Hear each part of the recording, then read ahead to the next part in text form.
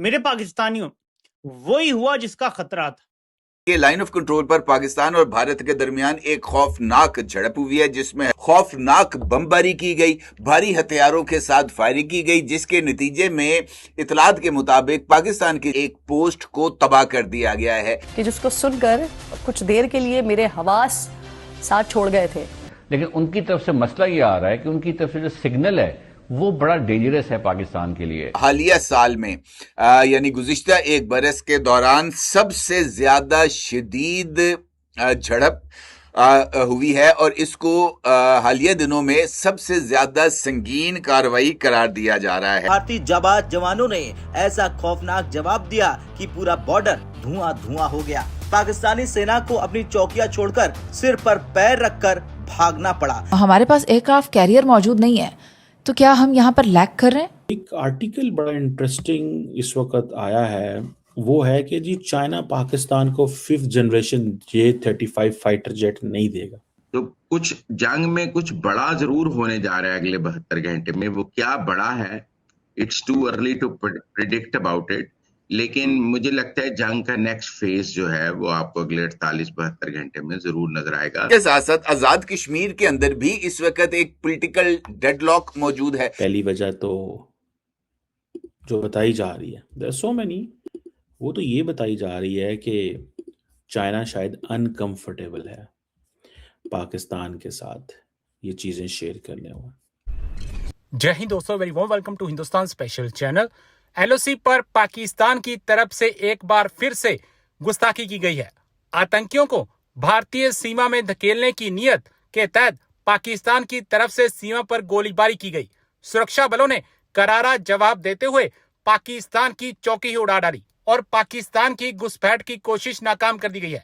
आतंकवादियों को भारतीय सीमा में भेजने के लिए पाकिस्तान की ओर से अक्सर फायरिंग की जाती है, लेकिन ऑपरेशन सिंदूर के बाद यह सबसे बड़ी गोलीबारी है। जानकारी के अनुसार जम्मू कश्मीर के राजौरी सेक्टर में लाइन ऑफ कंट्रोल पर लगभग 2.5 घंटे तक गोलीबारी हुई। हालांकि भारतीय सैनिकों की सीमा पार से आतंकवादियों की घुसपैठ की कोशिश को नाकाम कर दिया गया और पाकिस्तान की चौकी उड़ा डाली। अधिकारियों के मुताबिक पाकिस्तान की तरफ से बिना किसी उकसावे के गोलीबारी शुरू कर दी गई। बस फिर क्या था, इंडियन आर्मी ने पाकिस्तान की चौकी को धुआं धुआं कर दिया और पाकिस्तानी आर्मी को पीछे हटने पर मजबूर कर दिया। फिर एकदम पाकिस्तान की ओर से गोलीबारी बंद हो गई। के लाइन ऑफ कंट्रोल पर पाकिस्तान और भारत के दरमियान एक खौफनाक झड़प हुई है, जिसमें खौफनाक बमबारी की गई, भारी हथियारों के साथ फायरिंग की गई, जिसके नतीजे में इतलात के मुताबिक पाकिस्तान की एक पोस्ट को तबाह कर दिया गया है।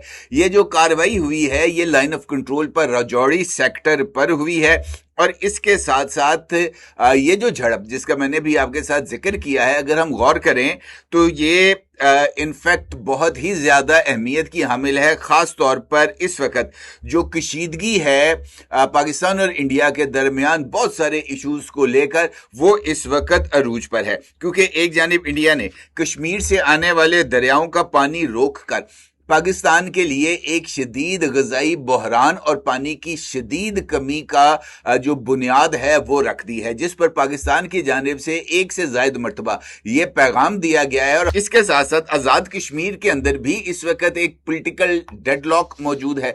ज्वाइंट अवामी एक्शन कमेटी जो है वो मुजफ्फराबाद की जानिब लॉन्ग मार्च के लिए तैयार है। ज्वाइंट अवामी एक्शन कमेटी के रावला कोर्ट के स्टेज से मुसलसल जो इश्तियाल अंगेज तकारीर हैं वो की जा रही हैं। एक आर्टिकल बड़ा इंटरेस्टिंग इस वक्त आया है, वो है कि जी चाइना पाकिस्तान को 5th generation J-35 fighter jet नहीं देगा। चाइना पाकिस्तान को अभी 5th generation J-35 fighter jet नहीं देगा, क्योंकि इसके लिए रेमिफिकेशंस हैं, प्रॉब्लम्स हैं, उसकी बहुत सारी वजूहात हैं। पहली वजह तो जो बताई जा रही है, देयर सो मेनी, लेकिन जो बताई जा रही है वो तो ये बताई जा रही है कि चाइना शायद अनकंफर्टेबल है पाकिस्तान के साथ ये चीजें शेयर करने हुए। क्या है अनकंफर्टेबल? दूसरी, वो क्यों अनकंफर्टेबल है उसके ऊपर भी बात कर लेते हैं। एक वजह अनकंफर्टेबल ये हो सकती है जी कि F-35 भी उसी मिलिट्री एयर बेस पे होंगे जिस बेस पे J-35 है, तो यूएस टेक्नीशियंस भी वहां पे मौजूद हैं। तो ये एक मसला बन सकता है। सेकंड वजह ये भी है कि अभी चाइना को अपनी नीड्स को प्रायोरिटाइज करना है। तीसरी, वो समझते हैं कि ये रीजनल पावर जो बैलेंस है इसको इम्बैलेंस कर देगा। ये बात इंडिया की फेवर में जाती है। ये भी एक मैसेज हो सकता है कि क्योंकि इंडिया चाइना ओपन अप हो रहे हैं, क्योंकि इंडिया ने चाइना को डिलीवर किया ऑन क्वाड, इंडिया ने क्वाड को सिक्योरिटी कंपोनेंट नहीं बनने दिया, जिसकी वजह से चाइनीज खुश हैं और वो इंडिया के साथ ट्रेड भी खोल रहे हैं। अब ट्रेड कहाँ पे, जो $100 अरब 105-10 पे रुकी हुई थी, वो यकदम जंप मार के 150-60 पे चली गई है। तो कैपेसिटी बहुत ज्यादा है, कैपेसिटी इंडिया चाइना की बहुत ज्यादा है। तो चाइनीज जो है वो इंडियंस को अनकंफर्टेबल नहीं करना चाहते। ये मैं आपको बहुत बोल्ड एनालिसिस बता रहा हूं, क्योंकि इंडिया ने चाइना को डिलीवर किया, याद रखें। एंड अमेरिकन इसलिए नाराज हैं इंडिया से कि आप तो हमसे सारा कुछ ले रहे थे इस चक्कर में कि आप हमारे साथ खड़े होंगे, चाइना से लड़ेंगे, आपने चाइना से यारी लगा ली है।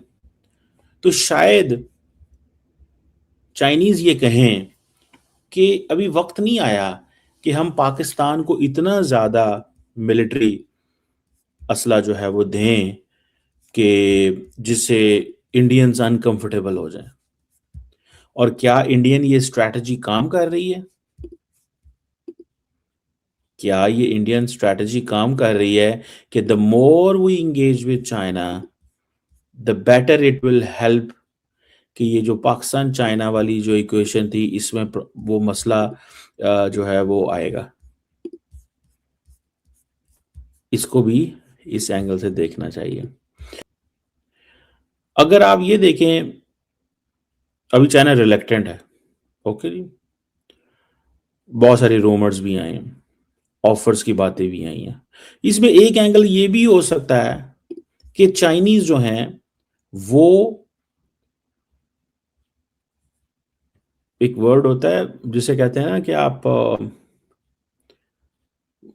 एक धोखा सा देना चाहते हो कि वो सेल जारी हो, चीजें चल रही हों, लेकिन मीडिया ऑप्टिक्स में ये आर्टिकल लिखवा दिए जाएं और कहा जाए कि अभी नहीं देंगे,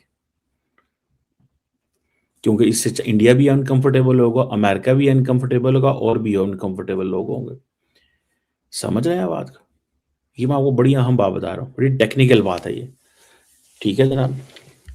ये मैं इसको, क्योंकि इंडिया चाइनीज वो समझते हैं कि पाकिस्तान से अनकंफर्टेबल है,